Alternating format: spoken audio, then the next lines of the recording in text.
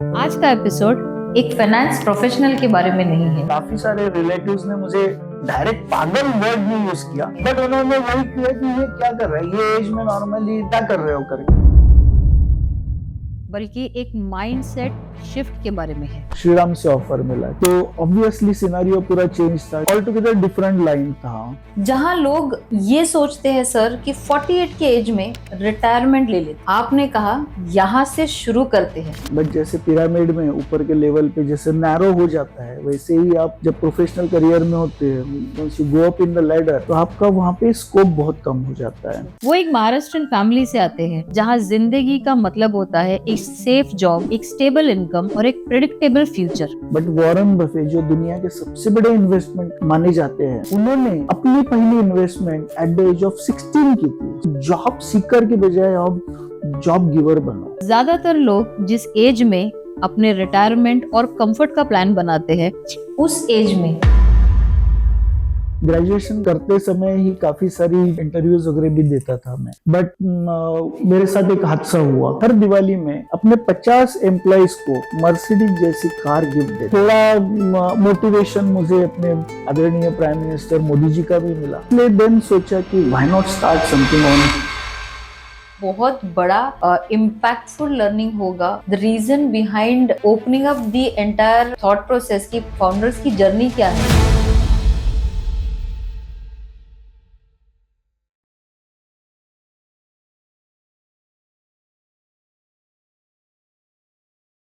आज का एपिसोड एक फाइनेंस प्रोफेशनल के बारे में नहीं है, बल्कि एक माइंडसेट शिफ्ट के बारे में है। आज हम बात करने वाले हैं एक ऐसे इंसान से जिन्होंने वो फैसला लिया है जो अक्सर लोग सोचते भी नहीं है, और अगर सोचते हैं तो शायद हिम्मत नहीं कर पाते करने की। वो एक महाराष्ट्रन फैमिली से आते हैं जहां जिंदगी का मतलब होता है एक सेफ जॉब, एक स्टेबल इनकम और एक प्रिडिक्टेबल फ्यूचर। ज्यादातर लोग जिस एज में रिटायरमेंट का प्लान करते हैं, वहां से उन्होंने उस एज से अपने बिजनेस की शुरुआत प्लान की। ये पॉडकास्ट सक्सेस के उन नंबर्स पे नहीं है, ये उन सवालों पर है जो रात को सोने नहीं देती है, और उन डिसीजंस पर है जो अक्सर जिंदगी का मतलब बदल देती। तो आज हम सुनेंगे एक ऐसी ही इंस्पायरिंग, मोटिवेशनल एंड गूज़बम्प्स लाने वाली एक ऐसे फाउंडर की कहानी जिनका नाम है Yashwant Shingvekar ji, and he is the founder and director of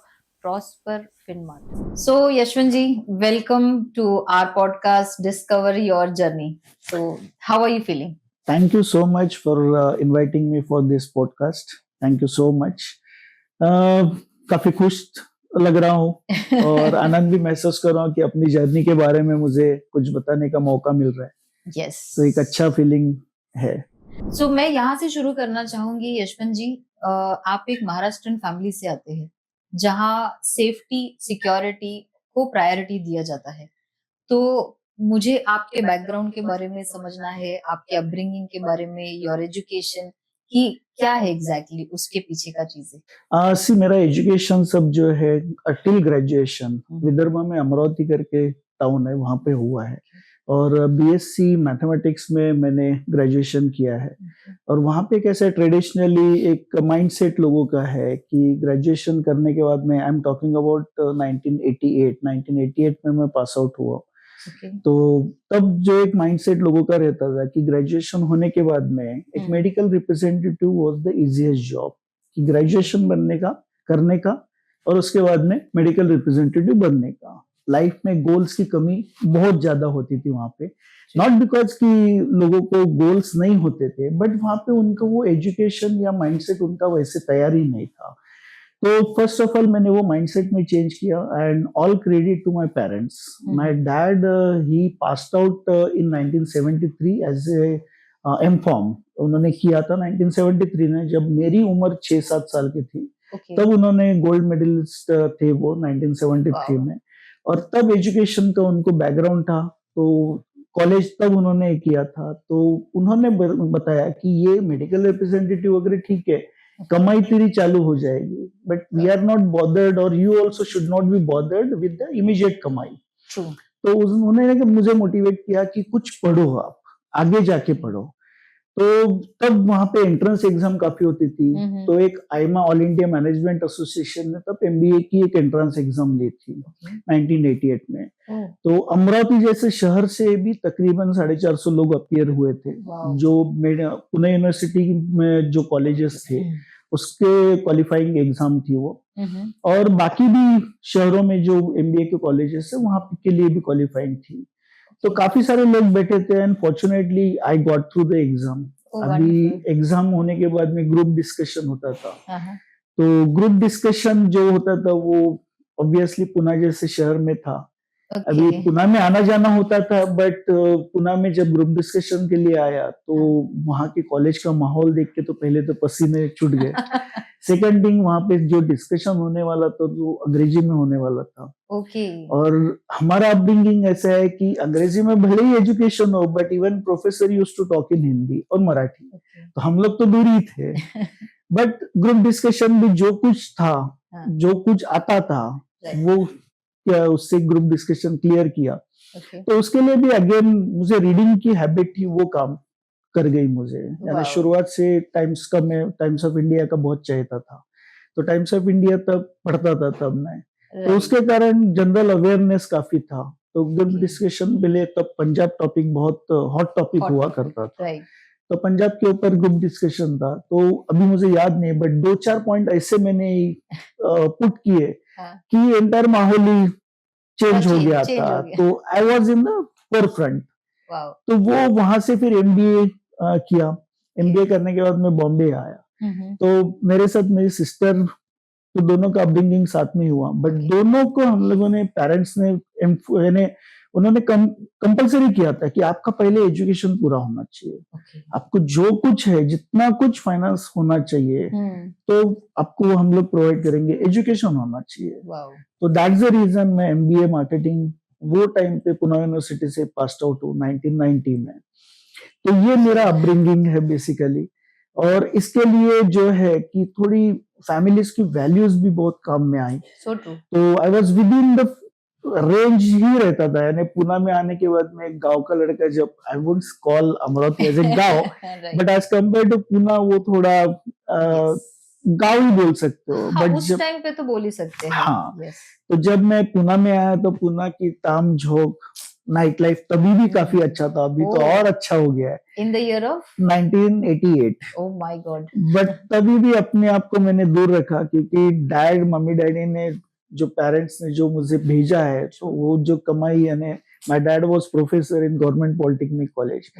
तो एक लिमिटेशंस के अंदर रहना मैंने तभी से सीख लिया, और वो आगे जाके मुझे फायदे में आया। वंडरफुल। मतलब वो बाउंड्रीज में रहना वो शुरू से ही आपके कल्चर में। राइट। यानी पॉकेट मनी आता था जो हॉस्टल में रहने के लिए, बट वो बजटिंग की आदत तब मुझे लग गई थी। यानी वो बाय डिफॉल्ट आ गई। उसके लिए स्पेशल, यानी मुझे नहीं पता, मुझे तब वो बजटिंग वर्ड भी याद यानी मालूम था कि बजटिंग क्या होता है, बट वो चालू हो गया कि कैसे लिमिट में रह के एक्सपेंसेस मैनेज करने का। वंडरफुल। तो वो ग्रेजुएशन कंप्लीट हुआ।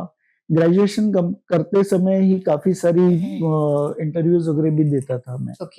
बट मेरे साथ एक हादसा हुआ कि एमबीए करने के बाद में when I was going back to Amravati, यानी एग्जाम हो गई थी, रिजल्ट वाज अवेटेड। तो I was carrying my briefcase, तो जिसमें पूरे ओरिजिनल सर्टिफिकेट्स थे, एंड ट्रेन में वो ब्रीफ केस ही गायब हो गई। Oh my God. तो यानी MBA, almost to be MBA होने के बावजूद मैं 10th भी पास नहीं था, ऐसी सिचुएशन थी। And I was job in hand that time. एक काफी रेपुटेड कंपनी का जॉब मेरे पास था, but since I was not having certificates, तो वो डिले हो गया। उन्होंने ना तो नहीं बोला, बट हाँ भी नहीं बोला। उनके लिमिटेशन से, कॉर्पोरेट एक कल्चर होता है, कॉर्पोरेट डिसिप्लिन होती है, तो उसके कारण उन्होंने हाँ भी नहीं बोला। तो वो सर्टिफिकेट्स लेने के लिए मुझे ऑलमोस्ट 6 महीने लग गए। तो उसके कारण वो जॉब हाथ से चला गया। तो उसके बाद में मैंने लिटरली एमबीए होने के बाद में वॉक इन इंटरव्यू से स्टार्ट किया है लाइफ मेरा। 1990 में वॉक इन इंटरव्यू, यानी अभी वो क्रेज कम हो गया है, but that time walk in interview काफी होते थे। यानी ऑफिस ऑटोमेशन में काफी होते थे। तो ऑफिस ऑटोमेशन की एक कंपनी में मैंने वॉक इन से स्टार्ट किया। Then after struggling for 1.5 year मुझे एक एफएमसीजी कंपनी में, यूनियन कार्बाइड जब नाम था तब, ओके। एवरीडे बैटरीज का मैन्युफैक्चरिंग एंड डिस्ट्रीब्यूशन वो करते थे, तो उसमें फिर अच्छा ब्रेक मुझे मिला। ओ हो, this is something very phenomenal कि आपका जो स्टार्ट है वो ही, फिर बाद में आपने कोशिश नहीं की कि वो सर्टिफिकेशंस या आपका जो भी है वो कॉलेज से या कहीं से रिकवर कर सके? रिकवर तो हुए, बट उसमें मुझे ऑलमोस्ट 6 महीने लग गए थे। दैट्स द रीजन वो जो प्लेसमेंट मुझे कॉलेज से मिला था वो फोरगो करना पड़ा मुझे, वो मैं ज्वाइन नहीं कर पाया, क्योंकि वो 6 महीने का टाइम कॉर्पोरेट के लिए बहुत लंबा होता था। They have to management training को उनको कंटिन्यू करना ही था। दैट्स द रीजन वो अपॉर्चुनिटी मेरे से लॉस हुई। और आपके जितने भी कल्चर या आपका जितना भी आपने जितना सीखा है, so the whole entire credit you give your dad और योर मॉम बोथ? बहुत दोनों की अपब्रिंगिंग और दोनों ने काफी मुझे मोटिवेट किया है। सर्टिफिकेट का वाकया जब हुआ था उसके बावजूद भी उन्होंने काफी मुझे मोटिवेट किया था कि नथिंग, यानी ये हादसे होते रहते हैं, ये जिंदगी में ये हादसे होना ही उसी को जिंदगी बोलते हैं, तभी तो सीखते हैं। तो इसके बाद में यानी डिजिटल तो ये अभी आया है, डिजिटल इसमें रिकॉर्ड कैसे रखने का, ये 10 साल का फिनोमेना है ये। बट दैट टाइम वो फिर आने के बाद में डुप्लीकेट कॉपीज मिलने के बाद में तो उसके लिए काफी टाइम गया था। But both of my parents they were very, यानी मॉम भी मेरी यानी मराठी में आई बोलते हैं, राइट। तो मॉम कभी वर्ड हम लोगों ने यूज नहीं किया है, बट मेरी मम्मी ने भी यानी दैट वो समय की वो ग्रेजुएट थी, बीए किया था उन्होंने, तो दोनों काफी एजुकेशनल बैकग्राउंड से आए हैं। तो ये माहौल ही ऐसा था कि एजुकेशन इज फर्स्ट। और जॉब के बारे में दोनों ने मुझे टोटल फ्रीडम दिया था कि यही जॉब करना है, यही करना है, इसका कोई कंपल्शन नहीं था। एंड एमबीए को जब एडमिशन मिली, सब ग्रुप डिस्कशन इंटरव्यू होने के बाद में, तो अमरावती से मुंबई पुणे आना, that was a big journey. तो इसमें cost is also involve, but उसके लिए पेरेंट्स ने कभी एक सेकंड भी ये नहीं किया, सोचने का टाइम नहीं लिया कि जाना है या भेजना है या नहीं भेजना है। He was the first person who said नहीं जाना है तुझे, आगे जाके पढ़ना है। तो वो समय पे यानी ग्रेजुएशन के समय I was not that serious about studies. ये फोरम पे मैं कंफ्यूज कर रहा हूँ कि स्टडी में थोड़ा सीरियसनेस नहीं था। तो so kind of marks pass होना, बाकी क्रिकेट खेलना, I used to play tennis, तो टेनिस खेलना, इसके पीछे काफी टाइम स्पेंड करता था। बट पढ़ने की आदत थी, उसके कारण एमबीए में एडमिशन मिलना अच्छा हो गया। बट जब एडमिशन कॉलेज स्टार्ट हुआ तो फर्स्ट डे ही मुझे पता चला कि एटलीस्ट मैं कुछ नॉच इनके पीछे चल रहा हूँ, क्योंकि वहां पे जो मेरा फ्रेंड सर्कल बना बाद में, ये सब पुणे, मुंबई, दिल्ली, ये सब हाई सिटीज से आए थे। तो उनका इंग्लिश पे मास्टरी, जनरल नॉलेज के ऊपर मास्टरी, एक कॉन्फिडेंस अलग झलकता है जो रूरल से जो लड़के आते हैं उनमें थोड़ी वो कमी थी तब, अभी तो नहीं है। अभी रूरल के लड़कों में भी वैसी कमी नहीं है। तो वो समय पे उसके लिए काफी मुझे मेहनत करनी पड़ी। उसके कारण मुझे एक आसानी हुई कि उनके साथ चलने के लिए 6 महीना मुझे लगा। बट क्योंकि मराठी में भी फर्क था, पुणे की Marathi is the top most Marathi. तो people used to laugh, Varhadi में जब मैं बात करता था, पीपल यूज्ड टू लाफ कि ये कौन सी टाइप की मराठी है। तो उस समय टीवी भी ज्यादा नहीं थे, तो they were not aware about that kind of Marathi, और ये मराठी एब्सॉर्ब करना मेरे लिए दिक्कत थी। तो वो फिर धीरे धीरे लैंग्वेज पे मास्टरी आ गई। तो उसके कारण फिर 6-7 महीने, but I had couple of friends जो अभी भी मेरे फ्रेंड्स है, अभी भी कॉन्टेक्ट्स में है। Still from Pune. It's more than 37, close to 37 years now. तो उन्होंने काफी मुझे सपोर्ट किया, उन्होंने they used to motivate me, and of course my parents were there. तब तो फोन भी नहीं थे, forget about mobile. तो पोस्ट कार्ड, इनलैंड पेपर का काफी सारा यूज करते थे my parents. Even I used to write them कि क्या चल रहा है, क्या नहीं चल रहा है। ऐसे एमबीए की जर्नी और मेरी अपब्रिंगिंग ये हुई। Amazing journey. कभी जैसे आपने बताया कि since you came from Amravati, कभी ऐसे हुआ नहीं कि आपको जो वो कहते हैं ना रैगिंग, बुली, किया गया हो, मतलब पूना इज उस वक्त, और आपने मेंशन किया कि उस वक्त 1988 में भी that time also you had over there की नाइट लाइफ है। तो ये तो मैं भी मतलब सुन रही हूँ, मेरे लिए भी थोड़ा नया ही है सुनने जैसा। तो कभी हुआ ऐसे कि आपको रैगिंग फेस करनी पड़ी या बुली किया गया है, कुछ ऐसा इंसिडेंट? हॉस्टल में हुआ था, but I won't call that as a ragging या बुलिंग, नहीं बोलूंगा। बट मेरे नेचर के कारण I use to get friendly with many of the people. Seniors भी काफी फ्रेंडशिप होती थी। तो मैं और मेरे एक रूम पार्टनर था, उन दोनों को बुलाया गया था and some task was given कि that time Rajiv Gandhi was prime minister of India, तो उनकी नकल करो।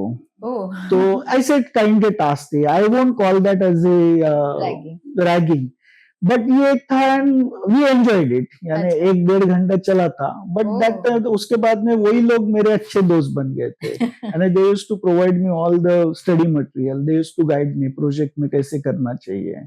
तो 1 साल उनके साथ में काफी अच्छा मेरा था। Then they passed out MBA, but है काफी अभी भी कांटेक्ट में है। क्या बात है। हाँ। ये मतलब रिलेशन बनाना उस वक्त से ही आपने सीख लिया था? Absolutely, absolutely. थोड़ा मैं इंट्रोवर्ट पहले था, बट जब एमबीए के लिए आया then I deliberately converted myself to extrovert kind of thing। तो बात करना, I never used to go upfront, सामने से कभी बात करने के लिए नहीं जाता था। बट जब देखा लोगों से बातचीत की, देन आई रियलाइज कि नहीं, पीछे रख के कुछ नहीं होने वाला है। Then I started approaching people. So yes, ये आपका एमबीए का फेज था and then you started your first professional journey.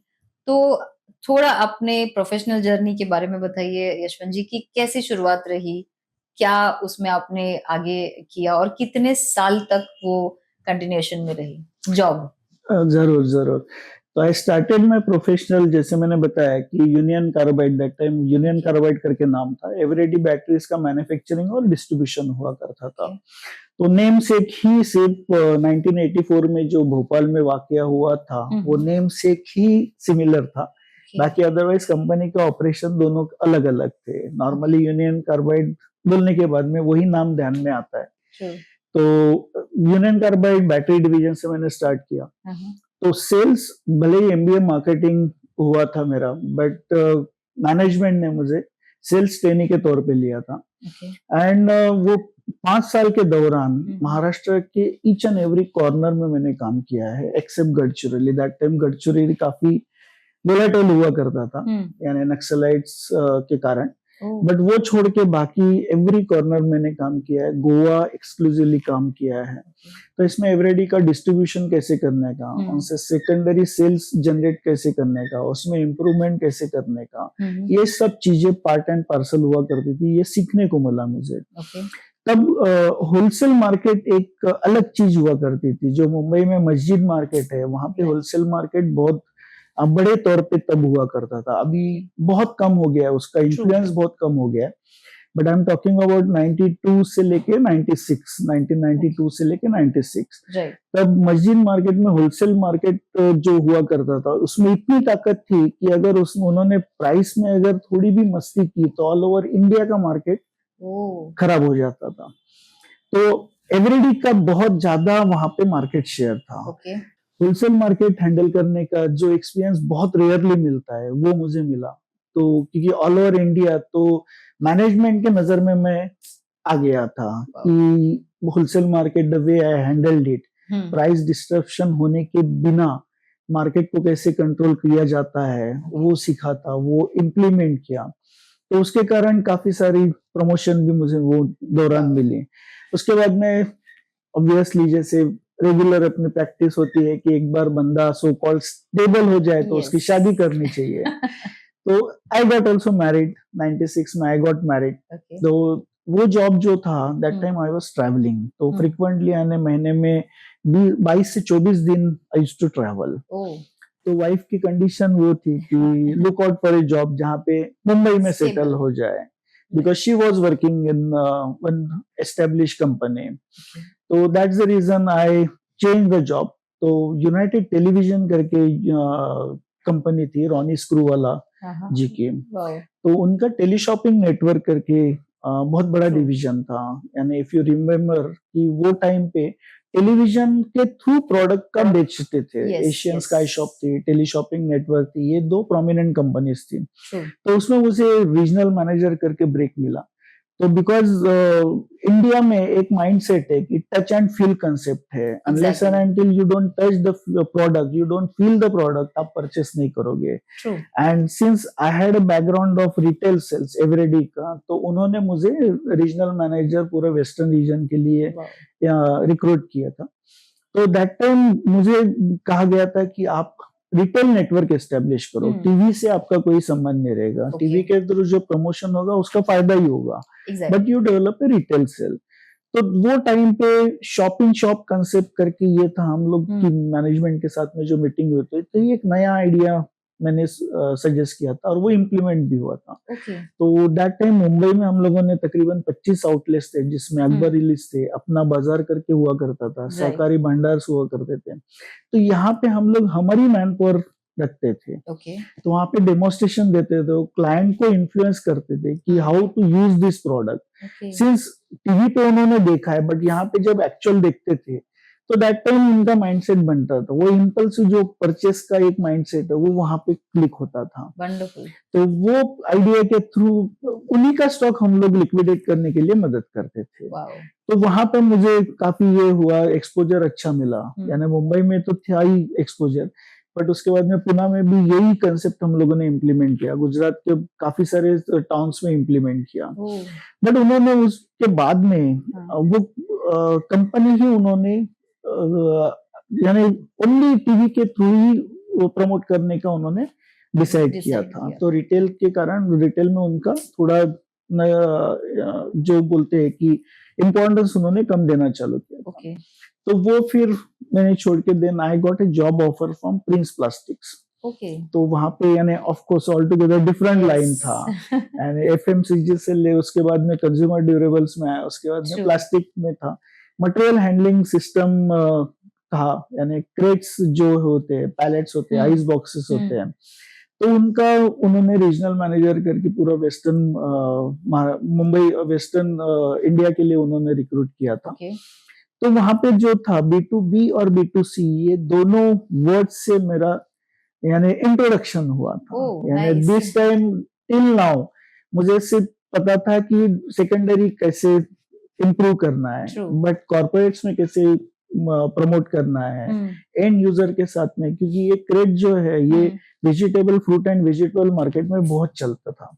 तो वहां के जो प्रमोटर्स है, नासिक हो गया, पिंपल गांव हो गए, ये जो है मेन जो जहाँ पे ये कंज्यूम होता है प्रोडक्ट, तो वहां पे कैसे पुश करने का, वहां पे कैसे फाइट, प्राइस के ऊपर फाइट करने का, इसका एक एक्सपोजर बहुत अच्छा मिला था। उसके बाद में मेरा रिजल्ट देखने के बाद में उन्होंने इवन इनफैक्ट ईस्टर्न रीजन भी ऐड किया था। Oh my God. तो वेस्टर्न और ईस्टर्न ये दोनों में हैंडल कर रहा था। तो अगेन 5-6 साल, ऑलमोस्ट 5.5 साल काम किया मैंने वहां पे।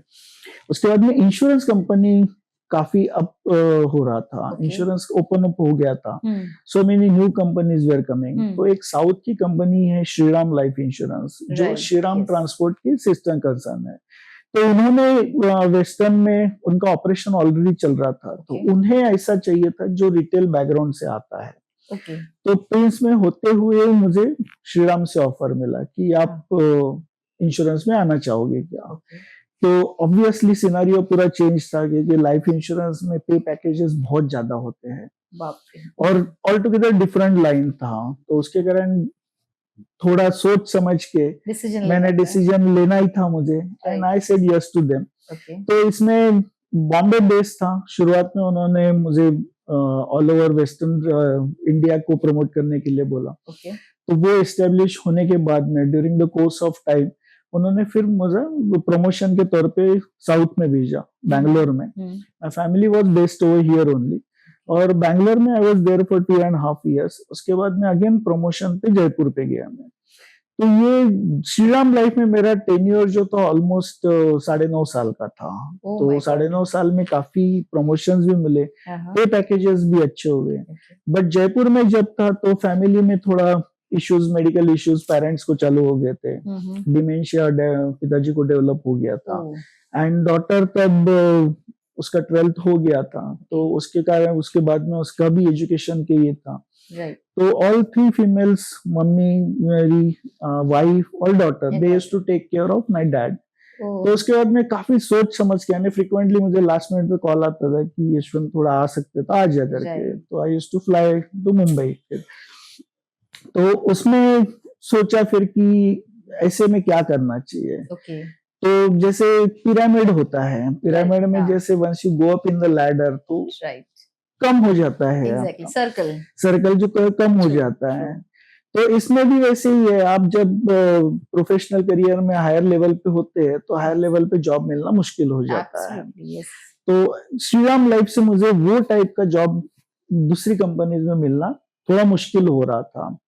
तो I waited, met various people, तो नेटवर्क तो काफी अच्छा हो गया था मेरा, बट उसके बावजूद दिक्कत आ रही थी। देन आई रियलाइज कि why not start something on your own. इसमें थोड़ा मोटिवेशन मुझे अपने आदरणीय प्राइम मिनिस्टर मोदी जी का भी मिला। क्या बात उन्होंने 2015-16 में उन्होंने मेक इन इंडिया या इंडियन स्टार्टअप के लिए काफी सारे घोषणाएं की थी। एंड दैट टाइम उन्होंने एक सेंटेंस पास किया था कि नौकरी करने के बदले में बजाय अब व्हाट यू कॉल पकोड़ा बेचने भी करोगे तो भी you can be a good entrepreneur. Of course that sentence was a laughing joke that time, but शायद ही कुड फोरसी कि जॉब में दिक्कत आ सकती है। तो उन्होंने तब वो सलाह दी थी कि जॉब में डिपेंडेंसी के बजाय you should be a job creator rather than job seeker, you should be a job creator. तो वो ध्यान में रखते हुए देन आई रियलाइज कि नहीं, अभी जब 9-10 साल अपन ने फाइनेंस साइड में काम किया है, why not start something on your own. तो तब वो दौरान मैंने देखा था कि एक्सपीरियंस भी किया था कि लोगों में फाइनेंशियल अवेयरनेस बहुत कम है। तो वो ध्यान में रखते हुए फिर मैंने ये डिसीजन लिया कि अपन अपना स्टार्ट करें। मैं बहुत गौर से सुन रही थी सर आपके पूरे जर्नी के ट्रांजिशंस को, जहाँ पे आपने जॉब एक एक स्विच किया था। अक्सर लोग जब अपने फर्स्ट करियर के फर्स्ट फेज में होते हैं, they do not prefer to get into a sales portfolio, क्योंकि हमेशा लोग क्या होता है, सेल्स को as a transaction, as a conversion या टारगेट, ये दो ही सूरतों में देखते हैं। बट आपका पूरा जो करियर ग्राफ है टोटली चैलेंजिंग है। तो मुझे जानना है कि व्हाई सेल्स, क्यों? Okay, see first of all मैं एमबीए मार्केटिंग किया हूँ, और अगर मार्केटिंग में आपको फील्ड करियर बनाना है तो sales plays a crucial role. आपको एक्चुअल फील्ड में क्या होता है ये समझना बहुत जरूरी है। जैसे मैं शुरुआत में बताया कि मैं अमरावती से आया हूँ, वहां पे एक माइंडसेट था कि ग्रेजुएशन होने के बाद में आपको मेडिकल रिप्रेजेंटेटिव बनना है, that is also nothing but sales only. तो यहाँ पे एक माइंडसेट मेरा ऑलरेडी तैयार था कि मुझे सेल्स में आना है। दैट इज बिकॉज अगर मार्केटिंग में आगे बढ़ना है तो सेल्स में एक्चुअली क्या होता है, सी ऑफिस में बैठ के आप स्ट्रेटेजीज बनाते हो और फील्ड में घूमने के बाद में स्ट्रेटेजीज बनाते हो, तो इसमें जमीन आसमान का फर्क है। And I am talking about 90s, 92, 93। तो वहां पे सेल्स की अपॉर्चुनिटीज बहुत थी और सेल्स में करियर भी बनता था। अभी सिचुएशन बहुत चेंज हो गई है। अभी सेल्स में उतना लोग प्रिफर नहीं करते हैं। दैट इज बिकॉज पीपल का एम्बिशन अलग हो गया है, लोगों के एक्सपेक्टेशन अलग हो गए हैं, उसके कारण लोग सेल्स में नहीं जाना चाहते हैं। बट अगर सेल्स में अगर जाता है कोई मार्केटिंग का बंदा तो उसको क्लैरिटी आ जाएगी कि क्या होता है। और सेकंड एस्पेक्ट में यहाँ पे एक स्पेसिफिकली मेंशन करूंगा, कुछ दो कंट्रीज है जैसे यूनाइटेड स्टेट्स ऑफ अमेरिका और इसराइल। वहां पे जैसे मैंडेटरी है कि आपको 2 साल आर्मी में स्पेंड करना है। इसके पीछे का रीजन है यू इनकलकुलेट द डिसिप्लिन फैक्टर। आपको डिसिप्लिन में जीने की आदत लग जाती है, नेशन के प्रति आपकी निष्ठा बढ़ती है, दैट द एडिशनल थिंग। वैसे ही अगर आप सेल्स में आते हो तो आपकी एक डिसिप्लिन की लेवल बढ़ जाती है। क्योंकि सेल्स में आप फील्ड में जब होते हो तो काफी डिसिप्लिन अप्रोच से चलना पड़ता है आपको। अभी तो काफी सारे सीआरएम पैकेजेस आ गए, काफी सॉफ्टवेयर आ गए जहाँ पे ट्रैकिंग ऑफिस में बैठ के, एचओ में बैठ के आपके सेल्स के ऊपर रखा जाता है, बट वहां तब नहीं था। आपको आपसे खुद से सिंसियर ऑनेस्ट रहना है, क्योंकि आपके फिगर्स ही आपको सच्चा या झूठा जस्टिफाई करेंगे। यस। अगर आप ज्यादा मेहनत करोगे तो आपको आपके फिगर्स अलग फिगर देंगे। अगर आप नहीं करोगे, शॉर्टकट मारोगे, तो कहीं ना कहीं तो फिगर आपके डिवेल तो होने ही वाले हैं। एग्जैक्टली। तो उसके कारण सेल्स में मैंने करियर स्टार्ट किया और शुरुआत के 4 साल literally I was on the road only, बस में रहो या ट्रेन में। तो तब मैंने, अभी तो रेलवे बुकिंग वगैरह सब इंटरनेट वगैरह में हुआ है, तब उतनी आदत नहीं थी। तो बसेस से कैसे ये करना, तो इवन टूर ऑपरेटर्स के साथ में दोस्ती थी, because frequently I used to go to Goa. तो लास्ट मोमेंट पे जब मेरा ट्रिप डिसाइड होता था, तो लास्ट मिनट में बसेस, तब कोकण रेलवे डेवलप नहीं हुई थी, it was in the development stage. तो बस से कैसे जाने का, आपको टिकट कैसे मिलने का, तो ड्राइवर से लेकर क्लीनर तक भी मुझे जानते थे। I never had any problem कि मुझे टिकट कभी मिला नहीं है या मुझे वापस आना पड़ा है, ये कभी मुझे मिला हुआ नहीं है। Wonderful. तो ये सेल्स आपको सिखाता है कि आपको लाइफ में कैसे डिसिप्लिन रहना है और प्रैक्टिकल अप्रोच से कैसे सिचुएशन को फेस करना है। ऐसे में बैठ के तब यानी मैंने आई ऑलवेज हैड, यानी मेरी फैमिली भी यानी पर्टिकुलरली वाइफ क्लिक करती है कि तू तेरे जूनियर लोगों के लिए बहुत झगड़ता था। तो उसके पीछे का कारण यह है क्योंकि सेल्स देखा है मैंने, तो I know this sales people कौन से सिचुएशन से जाते हैं, उन्हें क्या फेस करना पड़ता है। सिर्फ being in power I can not dictate the terms. If I know the situation they are facing, of course my job is to get the things done. Management और हमने जो गोल डिसाइड किए हैं वो तो अचीव करना ही है, but उनके प्रॉब्लम समझ के अगर उसमें मैं कुछ इनपुट्स डालता हूँ, और वो ही मैंने किया जिसके कारण मेरे रिजल्ट्स का लेवल एक अलग हुआ करता। तो ये मेरी सेल्स की जर्नी थी टोटल, और इसी के कारण मैंने सेल्स से शुरुआत की है जिंदगी में। सो रिलेशनशिप मैनेजमेंट, फिर वो आपका ट्रैवल हो या क्लाइंट्स है, फील्ड जॉब है, फील्ड वर्कर्स है, सबके साथ में जो रिलेशनशिप मैनेजमेंट का एक अप्रोच कहेंगे, तो वो तब से आपको उस जॉब ने दिया हुआ है, so you will be really thankful for that. Absolutely. Relationship कैसे डेवलप करने का, यानी रिलेशनशिप डज नॉट मीन कि वो ट्रांजैक्शन पे आपकी फिनिश होनी चाहिए, वो ना होते हुए उसे कैसे डेवलप करना है, वो सेल्स के जॉब में ही मैंने सीखा। जैसे मैंने बताया कि बस क्लीनर से लेके ड्राइवर तक से भी रिलेशन डेवलप थे, तो उसके कारण मुझे वो दिक्कत कभी हुई नहीं है। काफी सारा ट्रैवल किया है, ऑल ओवर इंडिया घुमा हूँ मैं सेल्स के कारण, काफी हुक एंड नुक कॉर्नर में गया हूँ इंडिया के, तो काफी सारा देख के गया, कर्टसी मेरा ये सेल्स का करियर। तो उसके कारण फैमिली को भी काफी दिखाने का मौका मिला है, thanks to all this professional companies. और ओवरऑल कितने साल अपने जॉब में निकाले? टोटल मेरा सेल यानी जॉब में मेरा 25 साल का एक्सपीरियंस है, जैसे 25 इयर्स, एंड शुरुआत के 4 साल अगर छोड़ दे तो उसके बाद में I always used to handle man power. तो मैन पावर को कैसे हैंडल करने का, आई स्टार्टेड विद 2 पीपल्स। जब मैंने छोड़ा तो that time I was handling A team of around 125 plus people. वो डायरेक्टली लेवल पे मुझे रिपोर्ट करते थे। उसके आगे एजेंसी फोर्स था, दैट इज डिफरेंट, बट ये 125 people they were directly on companies payroll. Of course hierarchy हुआ करती थी, तो 125 पीपल से मुझे डायरेक्ट कभी ऐसे डे टू डे बेसिस पे इंटरेक्ट करने की जरूरत नहीं आई, बट हायरार्की के कारण वो मैनेज काफी अच्छा हुआ। तो मैन पावर को कैसे मैनेज किया जाता है और ह्यूमन रिलेशंस को कैसे डेवलप किया जाता है, ये सब मुझे ये सेल्स करियर ने सिखाया। Amazing. Any one experience you would like to share about कि being on a top level, क्योंकि आपने बताया कि आपके जितने भी जॉब रहे हैं उस सारे जॉब में आप रीजनल हेड, कंट्री हेड, या फिर वो कहते हैं ना, तो उस लेवल का आप बड़े डेजिग्नेशन पे ही रहे हो। तो ऐसा कोई मोमेंट आया है जहाँ पे आपका उस डेजिग्नेशन पे होते हुए, एक जैसे आपने मेंशन किया हायरार्की वाइज, तो कभी कोई जूनियर लेवल है या कोई वर्कर है जो आपसे बात करना चाहता है और आपने उनकी कोई प्रॉब्लम सॉल्व की है या उनसे मुलाकात हुई है? एक अच्छा सवाल, आपने बहुत अच्छा सवाल किया है। तो जब मेरा जैसे लास्ट जॉब में था तो मेरा पोस्टिंग जयपुर में था। तो नॉर्मली नॉर्थ इंडियंस ना थोड़े एग्रेसिव होते हैं, और being from A typical Maharashtrian family में थोड़ा पेशेंस ज्यादा है मुझ में।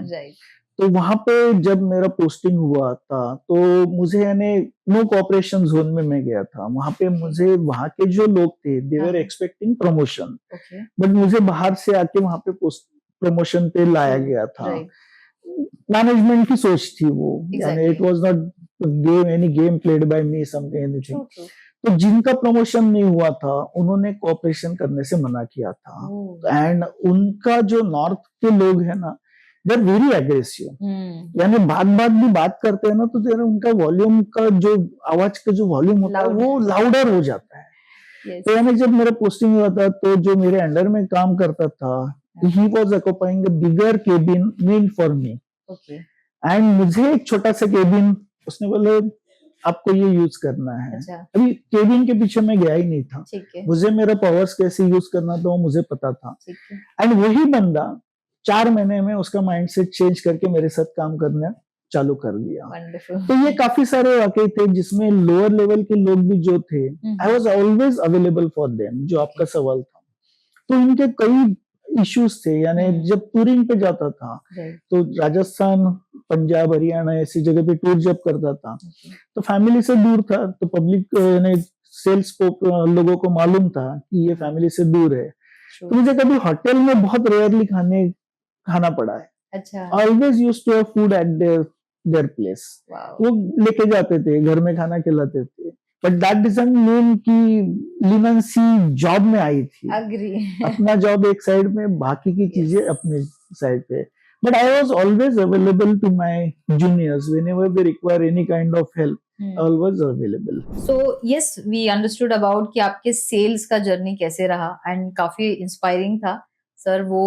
एंड मुझे अभी ये समझना है कि आपने बहुत सारे डिफरेंट वेराइटी इंडस्ट्री स्पेसिफिक काम किया है, मतलब whether it is B2B, B2C, service industry, product industry, ये जब आप स्विच ओवर कर रहे थे क्या एक्सपीरियंस, बिकॉज ये बहुत सारे लोगों को ये डिफिकल्टी आता है कि एक स्पेसिफिक निश को पकड़ के वो चलते हैं, they cannot hop into the industry specific. So how did you manage? शुरुआत जैसे मैं की थी यूनियन कार्बाइड एवरेडी बैटरीज के बारे में, तो एवरेडी बैटरीज में उन्होंने ड्यूरिंग ये 5 साल जब मैंने उनके साथ स्पेंड किए थे, तो चौथे साल में उन्होंने हेंकेल करके कंपनी, जर्मन कंपनी Yes. थी, उनका एक हेंको डिटर्जेंट पाउडर लॉन्च किया था। Okay. तो प्रोडक्ट अभी बैटरी से detergent powder, it was all together a different Yes. Product only. But training तो मिलता ही है, सिर्फ ट्रेनिंग मिलने के बाद पढ़ाई जैसे होती है कि टीचर्स, प्रोफेसर सिखाने का काम करते हैं, बट सीखने का काम अपने को करना पड़ता है। Absolutely. वैसे ही ट्रेनिंग तो उन्होंने दिया, बट हम लोगों ने, जैसे मेरे साथ, मैं अकेले नहीं, मेरे साथ भी काफी सारे कलीग्स थे, उन्होंने जेन्युइन एफर्ट्स किए कि हेंको डिटर्जेंट पाउडर को समझ दे करके। तो दैट जो ये था कि ट्रेनिंग को सीरियसली लेने का जो ये था, नजरिया था, वो काम में आ गया। सिर्फ प्रोडक्ट सेलिंग में इतना डिफिकल्ट नहीं होता है, बिकॉज टेंजिबल रहता है, आपको दिखाना है कि क्या है। मेन सवाल उठता है कि आप जैसे इंश्योरेंस प्रोडक्ट में जब जाते हो, लाइफ इंश्योरेंस होता है, ये इंटेंजिबल है, True. और उन्हें बताना है कि अगर आप नहीं रहे तो आपके फैमिली को क्या मिलना है। ये फेज जो है ये बहुत डिफिकल्ट होता है। That's the worst thing. Worst thing, आपको पॉलिसी होल्डर को समझाना है कि आप नहीं रहे तो इनडायरेक्टली बोलता है यार आप मेरा बुरा चाहते हैं, तो उनको कैसे बात करने का, ये भी एक ट्रेनिंग मिलता है। अभी तो काफी सारे ट्रेनिंग मॉड्यूल्स आ गए, but I am talking about 2006। Right. तो वो टाइम पे था नहीं। बट जब मैंने वहां पे रीजनल मैनेजर करके ज्वाइन हुआ, तो मेरे अंडर में जो लोग थे वो ऑलरेडी इंश्योरेंस में 5-5, 7-7 साल काम कर चुके थे। Okay. तो मुझे जेन्युइनली एफर्ट्स लेना पड़ा, क्योंकि एक शुरुआत में मुझे 15 दिन का ट्रेनिंग चेन्नई में थे। 15 दिन में आप कभी सीख नहीं सकते हो, So true. तो मुझे आके ऑन माय ओन सीखना पड़ा मुझे। Okay.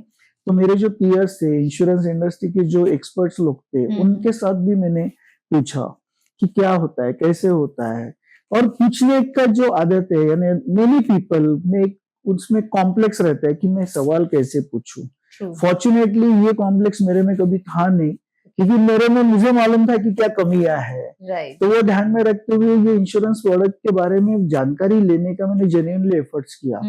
And in a span of 6 to 8 months, Okay. I was at par with my junior people as far as product knowledge is concerned. Okay. ये बहुत डिफिकल्ट होता है, क्योंकि आप जब इंश्योरेंस, पर्टिकुलरली इंश्योरेंस या फाइनेंशियल प्रोडक्ट में होते हो, तो एडमिन वर्क तो अलग होता है, बट जहां प्रोडक्ट की बात होती है तो you need to be at that level कि जहां पे वो जूनियर बंदे के सामने आपका इंप्रेशन कर क्रिएट हो। या साथ साथ आप कस्टमर को भी मिलना होता है, HNI कस्टमर होते हैं, अल्ट्रा HNI कस्टमर होते हैं, उन्हें इंश्योरेंस पॉलिसीज के बारे में बताना है। ट्रू तो वहां पे एक फंबल भी अगर होता है या अगर एक गलत भी होता है तो यू आर आउट। ओके तो वहां पे प्रिपेयर करके जाना पड़ता है। तो प्रोडक्ट के बारे में जानकारी हो, क्लाइंट के बारे में एडवांस में जानकारी लेता था मैं। जब HNIs को मिलना है तो एडवांस में जानकारी लेने के बाद ही प्रिपेयर करके, तो इनफैक्ट जूनियर के साथ में वो फाइन ट्यूनिंग करना पड़ता था कि वो क्या सवाल पूछेगा, वो मैं कहाँ पे पिचिंग करूंगा। तो ये सेटिंग करने के बाद ही हम लोग HNIs को मिलने जाते थे। Even same goes for advisors की मीटिंग्स होती थी, एडवाइजर्स की ट्रेनिंग होती थी। तो काफी सारी चीजें होती थी, प्रोडक्ट्स के फीचर्स क्या है, उनको इनकम टैक्स का बेनिफिट क्या मिलने वाला है, ये सब चीजें उनको बतानी पड़ती थी। तो ये सब ट्रेनिंग तो होता है, बट आपको कंटिन्यूअस और कंटिन्यूअल ये दोनों मोड पे आपको सीखने की जरूरत है। कंटिन्यूअस तो है बट हायर लेवल, क्योंकि फाइनेंस इंडस्ट्री में कंटिन्यूअस चेंजेस होते रहते हैं। So true. तो ये चेंजेस से वाकिफ होना या अपडेट रखना ये बहुत जरूरी है, और ये मैंने पूरी कोशिश की है। See you can not become 100% expert, okay, but at least अगर आप 70-80% लेवल तक भी पहुंच सकते हो, एंड एक जेन्युइननेस अगर आपके बिहेवियर में आता है कि कोई सवाल नहीं मालूम, कोई सवाल का अगर आपको जवाब नहीं दे पाते हो, तो मेक इट ए पॉइंट कि मैं आपको रिवर्ट करता हूँ। और ये जेन्युइननेस मैंने दिखाया, जिसके कारण मैं बहुत बार बचा भी हूँ। गलत सवाल, गलत जवाब नहीं दिया है, और ये जेन्युइननेस के कारण मुझे फायदा ही हुआ है। एग्जैक्टली। तो इसके कारण मुझे प्रोडक्ट या इंडस्ट्री चेंज करने में कोई दिक्कत नहीं आई। यानी टेंजिबल से लेके इंटेंजिबल इसमें प्रोडक्ट में भी जब गया इंश्योरेंस में, तो मुझे कोई दिक्कत नहीं हुआ।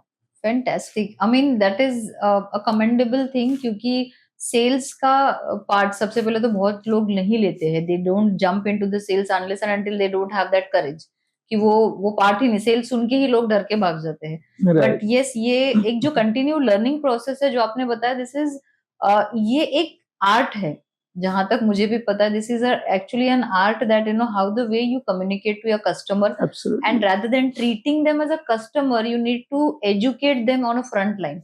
कि ये बहुत अच्छा आपने एक्चुअली एक सेंटेंस बोला कि लाइफ इंश्योरेंस में उस वक्त जब आपने शुरू किया था, आपको लोगों को ये बताना है कि आप मर चुके हो और उसके बाद जाके ये मर सकते हो। हाँ, मर सकते हो, या वो माइंडसेट में ही ये करना कि भाई अब ये चीज है, और वो चीज के लिए आपको वो पॉलिसी या प्रोडक्ट या जो भी है बेचना है। सो कभी आपको ऐसा कोई वियर्ड सा क्लाइंट या चैलेंज मिला है? काफी सारे आते हैं, काफी सारे आते हैं। यानी जब मैं राजस्थान में पोस्टिंग था मेरा, तो एक क्लेम सेटलमेंट आया था। तो नॉर्मली फर्स्ट इनिशियल इन्वेस्टिगेशन हमें ही करना पड़ता था। उसके बाद में कंपनी के लेवल पे या को इंश्योरर जो होता है, री इंश्योरर्स होता है, तो उनसे भी इन्वेस्टिगेशन होता है। तो इनिशियल वो पॉलिसी निकालने के बाद में 6 महीने के अंदर ही वो पॉलिसी होल्डर की डेथ हुई थी। तो मैं इनिशियल इसमें फैमिली से मिलने गया, तो मैं, मेरे साथ में 2 जन थे। Rajasthan again being a north centric state, थोड़ा एग्रेसिवनेस रहता ही है। तो जब वो पॉलिसी होल्डर के बारे में बात कर रहा था उससे रिलेटिव से, तो एक दूसरे रूम का ना कर्टन जो होता है वो थोड़ा हिल रहा था। तो हिलते हिलते वो पॉलिसी होल्डर का वहां पे फोटो टंगाया था। तो उसमें डेट ऑफ डेथ जो थी ये पॉलिसी लेने की पहले की थी। ओ, इज इट? तो ऐसे काइंड ऑफ वियर्ड कस्टमर, तो क्लेम तो ऑब्वियसली रिजेक्ट ही होने वाला था, बट उनको वो जो एजेंट था उसने मिससेलिंग किया था। नॉर्मली फाइनेंशियल प्रोडक्ट्स में मिससेलिंग बहुत होता है, अभी भी वो है, यानी रेगुलेटर्स काफी स्टेप्स ले रहे हैं, उसके बावजूद भी मिससेलिंग काफी हद तक हो रहा है। तो वो जो पॉलिसी होल्डर का जब फोटो देखा, तो मैंने फिर straightforward to the point family से बात की, कि ये जो है वो फोटोग्राफ्स मुझे दिखाओ। तो दे कुड मैनेज कि वो डेथ सर्टिफिकेट पॉलिसी के बाद का हो, कैसे मैनेज किया मुझे पता नहीं है। Okay, but that was the case. But जब वो देखा तो उनसे जब क्रॉस क्वेश्चनिंग किया, तो एट वन पॉइंट उसके वाइफ के मुंह से निकल गया कि हाँ, वो उनकी डेथ पहले ही हो गई थी करके। और तो वो पॉलिसी के मतलब जो पॉलिसी जिस पर्सन का निकला था, वो आदमी पहले से पॉलिसी लेने के पहले ही उसकी डेथ हो गई थी। ओके। तो उसको जो एडवाइजर्स रहते हैं, फाइनेंशियल एडवाइजर्स, इंश्योरेंस एडवाइजर्स जो बोला जाता है, तो उसने शायद इग्नोरेंस में हो सकता है, या ओके। उसे पता नहीं है कि इंश्योरेंस इंडस्ट्री कितनी स्ट्रिक्टली काम करती है। उसने उनको बताया कि अपन पॉलिसी लेते हैं और क्लेम सेटल करवा लेंगे। ओ, इतना बड़ा। इतना बड़ा है, तो ऐसे ही है, यानी बहुत कंपनी ने राजस्थान में अपना ऑपरेशन भी बंद कर चुके थे। वो अभी तो काफी सारी ओके। चेंजेस हुई है, ट्रू। यानी रेगुलेशन में भी जो रेगुलेटर है IRDAI करके जो है, उन्होंने भी राइट। काफी सारी चेंजेस लाई है, जिसके माय कारण गॉड। अभी जो है अपफ्रंट ही आपको बताना पड़ता है कि, यानी दोनों साइड को वो कंपल्शन है कि ट्रू। कंपनी को भी बताना पड़ता है और यस। पॉलिसी होल्डर को भी बताना पड़ता है कि मेरी क्या प्रॉब्लम्स है या financially how sound I am. उस बेस पे ही वो पॉलिसी इश्यू होती है। तो ऐसे काफी सारे वाकये होते हैं। ट्रू। दूसरा एक वाकया था जहाँ पे पॉलिसी होल्डर को काफी अच्छा इन्वेस्ट करना था अच्छा। इंश्योरेंस हाँ। में। तो that time I mean investment product के तौर पे ही हम लोगों ने उसको वो प्रोडक्ट पिच किया था। ट्रू। तो उसको कुछ मेडिकल कंडीशंस थी, ओके। तो उसके वो डर था उसको कि शायद मेरा पैसा ब्लॉक हो सकता है अगर पॉलिसी रिजेक्ट हुई। ओके। तो as a head of that particular region I took the call on my own कि नॉर्मली एक अंडरराइटर करके होता है, एक डिपार्टमेंट होता है, Okay. Those who decides whether policy needs to be issued और नॉट। ओके। तो उसके मेडिकल पेपर सब मैंने लिए, चेक मेरे साथ में रखा। Right. मैंने बोला चेक मैं डिपॉजिट नहीं करूंगा जब तक उनसे ग्रीन क्लियरेंस नहीं होता है। राइट। तो उनसे ग्रीन सिग्नल आया, मुझे 5-7 दिन लगे, तब तक चेक मेरे ड्रॉवर में पड़ा था। ओके। जैसे ग्रीन सिग्नल मिला, क्लाइंट को बताया कि पॉलिसी इशू हो सकती है, ट्रू। चेक डिपॉजिट हुआ। Client was so happy okay. कि बोला कि ये इतना जो आपने अपफ्रंट बोला था और चेक डिपॉजिट नहीं किया, तो नॉर्मली ऐसे होता नहीं था Yes, तब। हाँ। अभी तो काफी सारे चेंजेस हुए। तो उसने अपना तो पॉलिसी लिया ही लिया। उसके बाद में मुझे उसी क्लाइंट, उसी दर्जे के, उसी लेवल के HNI क्लाइंट 10 क्लाइंट मुझे दिए थे उसने। वाओ। तो ये काफी सारे होते हैं। That's a trust. ये तो पॉजिटिव एग्जांपल हो गए। निगेटिव भी आए जहाँ पे वो कोई सुनने को ही तैयार नहीं होता है। तो वहां पे सिखाया जाता है कि 2 बार फॉलो अप लो, 3 बार फॉलो अप लो, उसके बाद में अगर नहीं पॉजिटिव सिग्नल्स आ रहे तो wind up the call. Okay. तो ऐसे भी होता है। वंडरफुल। सो ये आपका मतलब जो फेज रहा है जिसमें आपने इतना वर्सेटाइल इंडस्ट्रीज को केटर किया है, and then this sales part of your when you had continued in, तो क्या आपने ये सेम लर्निंग आपके जूनियर्स को या आपने किसी को ट्रेन किया होगा, उनको भी ऐसा लगा जैसे बोलते हैं ना कि एक आप when you are reaching on a top 5 level of your leadership, तो एक 5th लेवल जो होता है कि that you have to clone yourself, आपको Correct. आपका क्लोनिंग करना है। तो have you ever thought of कि आपको आपको आपके जैसा कोई बंदा मिला हो जो आपके ही अंडर सीख के आपको लगता हो कि हाँ ये मेरे जैसा है ये? काफी सारे, यानी हर जॉब में मैंने एक मेरे जो ये था, यानी जो मेरे एक्सपेक्टेशन जैसा काम कर रहा था, I won't call that as a clone. Right. क्योंकि हर आदमी की अपनी अपनी आइडेंटिटी होती है, हर आदमी का अपना अपना एक नजरिया होता है, वे ऑफ बिहेवियर होता है। एग्जैक्टली। तो मैंने मेरे जो एक्सपेक्टेशन के हिसाब से जो भी मेरे जूनियर लेवल के बंदे थे, उसमें से 2 जन को वैसे मैं पैरेलली तैयार करता था। वंडरफुल। और इसका फायदा मुझे जब मैं इंश्योरेंस में था, जब मेरा पोस्टिंग राजस्थान में था, तो एटलीस्ट 2-3 महीने में मुझे 5-6 दिन के लिए मुंबई आना पड़ता था। ओके। तो दैट टाइम ऑफिशियली मैं उनको डेलीगेट करता था। और HO ने ये बात अप्रिशिएट की थी कि ये नया फंड आप ला रहे हो जहां पे आप डेलीगेट कर रहे हो कि within the framework you can take the call. Wow. आप कंपनी के गाइडलाइंस को तोड़ो मत। ट्रू। बट जो है तो guidelines we I used to set, उनको बताता था कि ये गाइडलाइंस के अंदर आप डिसीजन ले सकते हो, एंड दैट हैज वर्क। यानी काफी सारे मिरेकल भी उसमें से हुए हैं। तो जब मैंने जॉब छोड़ा था तो कंपनी को वो इश्यू नहीं आया था कि इसका रिप्लेसमेंट कौन होना चाहिए करके, बिकॉज 4 से 5 बंदे तैयार थे। सुपर। और एक ध्यान में रखिए कि आपका डेटा हो या आपका क्लाइंट हो, ये जब आप एक रिलेशनशिप बिल्ड करते हो, कुछ भी हो जाए वो आपको छोड़ के नहीं जाता है। True. वैसे ही आपका जो जूनियर बंदा है, आप कितना भी सिखाओ, वो आपको रिप्लेस, जब तक आप कुछ गलत नहीं करते हो कंपनी के नजरिए से, वो आपको रिप्लेस नहीं कर सकता। आप ही रहते हो, वो ही रहता है। आपके लेवल पे आ सकता है, आपको सुपरसीड करके जाने के चांसेस बहुत कम होते हैं। तो वो डर मैंने कभी रखा नहीं था, उसके कारण मुझे काफी फायदा हुआ। Amazing, that's great. सबसे इम्पोर्टेंट सवाल इस एपिसोड का, आपने आपका business at the age of 48 शुरू करने का डिसीजन लिया है, और मुझे लगता है ये सबसे इम्पोर्टेंट और सबसे क्रूशियल पार्ट है सबके लिए ये सुनना कि क्या एक आदमी एट द एज ऑफ 48 अपना बिजनेस शुरू करना चाहेगा। जहां लोग ये सोचते हैं सर कि 48 के एज में रिटायरमेंट ले लेते हैं, आराम करते हैं, आपने कहा यहां से शुरू करते हैं। वाकई में आपको फैमिली का फियर, रिजेक्शन, बहुत सारे थॉट्स आए होंगे इसमें। क्या आप उस फेज के बारे में बताएंगे? जरूर जरूर। जैसे मैंने बीच में बताया था कि जब श्रीराम लाइफ में इंश्योरेंस में जब मैं जयपुर में पोस्टिंग था, तो पिताजी को थोड़ा मेडिकल इश्यूज डेवलप हुए थे।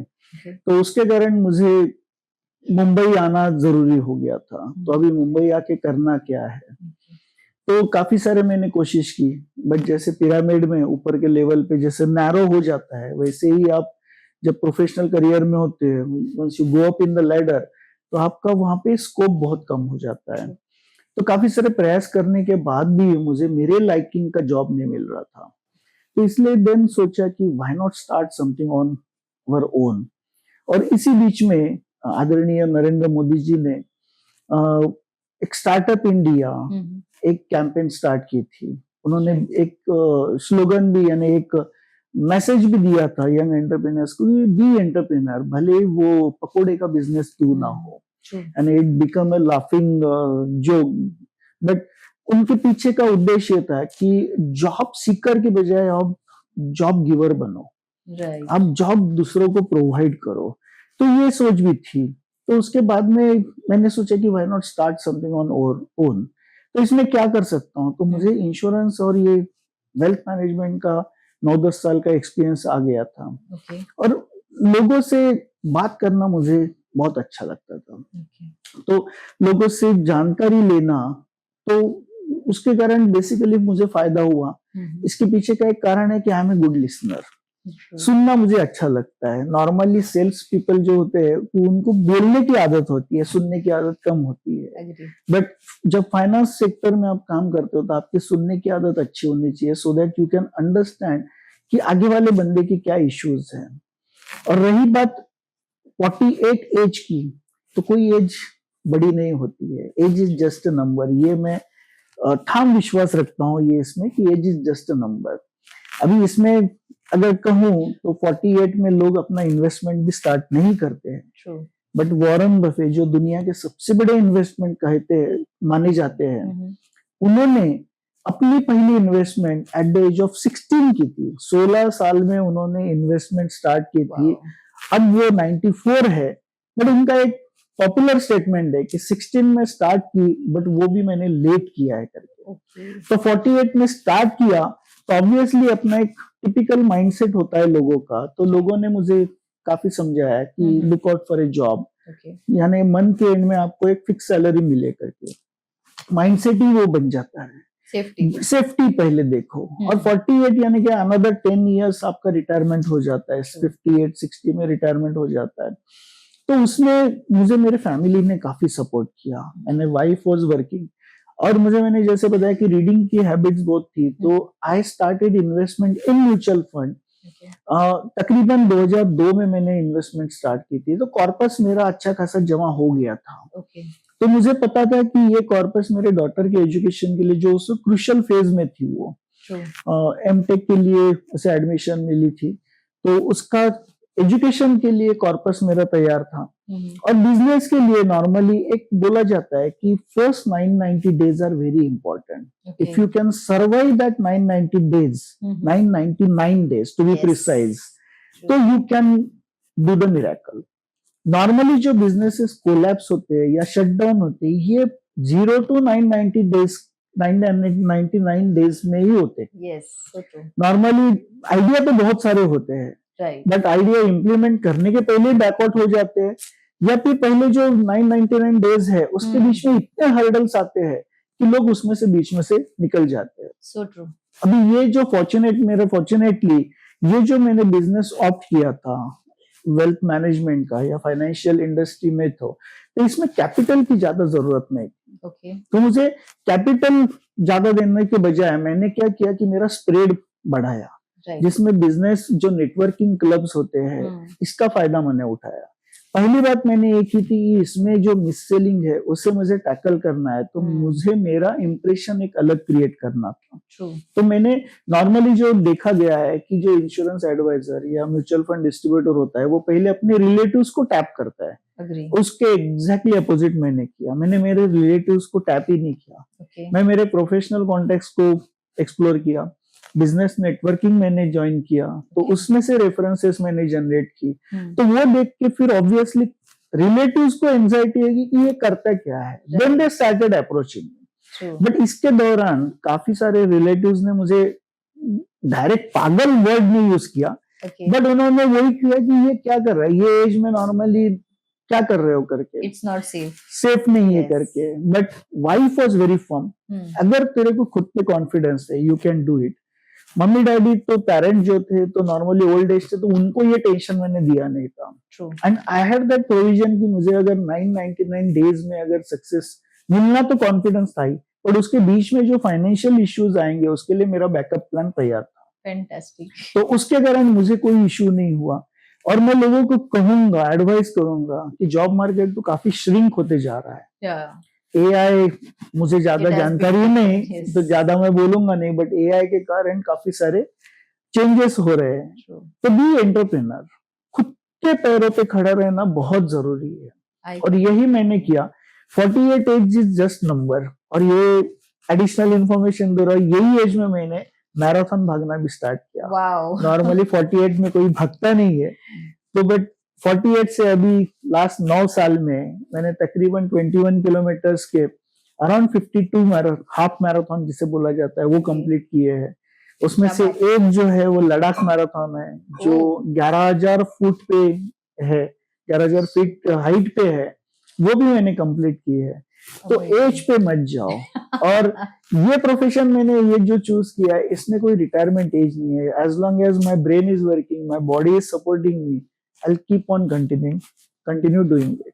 This is amazing. I mean, this gives me a goosebumps that ना आपने वो सिर्फ कहावत को कहावत नहीं रखा है, that age is just a number, but you proved it, you know, with your all experience, with your backup. मतलब बहुत सारे लोग ये गलती करते हैं कि बिजनेस स्टार्ट करना है, एक आइडिया आ गया है, माइंडसेट है, लगता है कि हाँ ठीक है दुनिया जीत लेंगे, बट उसके पीछे का जो कैलकुलेशन है, जो मैथमेटिक्स है, जैसे अगर आपको स्टार्ट करना है तो आपका 6 मंथ्स या 1 ईयर, जो आपने बोला वो बहुत ऐप था, वो मोस्ट ऑफ द गुजरातीज या मारवाड़ीज दे यूज इट, और उनके बचपन से उनको सिखाया जाता है कि आपको, वो यूजुअली वो गद्दी पे बैठते हैं, अपने बिजनेस की जगह को गद्दी बोलते हैं, तो उनको ये बहुत अच्छे से सिखाया जाता है कि 999 दिन आपको गद्दी गर्म करनी है, मतलब वहां से हिलना नहीं है, आपको बैठना है, डटे रहना है, तब जाके वो बोलते हैं ना आग में जल के ही तप के सोना बनता है, वैसे वाला हिसाब।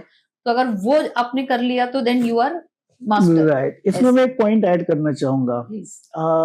गुजरात में सूरत के एक बड़े व्यापारी है, okay, I don't recollect the name, but वो हर दिवाली में अपने 50 एम्प्लॉइज को मर्सिडीज जैसी कार गिफ्ट देते हैं। Yes, I don't recollect the name, but उनकी ट्रेडिशन क्या है, उनके यहाँ पे जब भी कोई बंदा, उनके फैमिली से बंदा ग्रेजुएट अगर होता है तो उसे वो 1 महीना अपनी आइडेंटिटी छुपा के काम करने को लगाते हैं। तो जैसे और वो डेस्टिनेशन वो यानी जेब में सिर्फ 500 रुपए मैक्सिमम रहते हैं। He has to survive 30 days on that 500 rupees earn भी करना है, so that he can survive।